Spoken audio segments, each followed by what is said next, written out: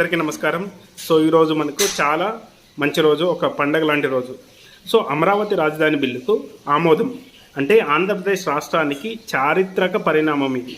So parliament ఉభయ సభల్లో అమరావతి బిల్లుకు ఆమోదం లభించిన సందర్భాన్ని పురస్కరించుకొని ఈరోజు సాయంత్రం ప్రతి ఇంట్లోనూ, ఆంధ్రప్రదేశ్లో 5 కోట్ల మంది ఇండ్లలోనూ జనసేన, బీజేపీ, టీడీపీ, అదేవిధంగా వైసీపీ కూడా ప్రతి ఒక్కరి ఇంట్లో దీపాలు వెలిగించి ఆనందాన్ని ప్రతిబింబించాలి.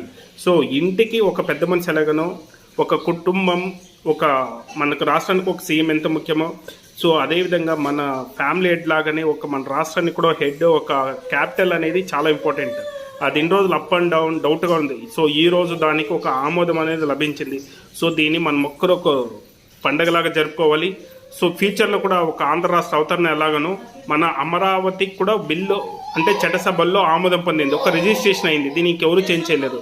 సో ప్రతి ఒక్కరూ ఈరోజు అనగా సో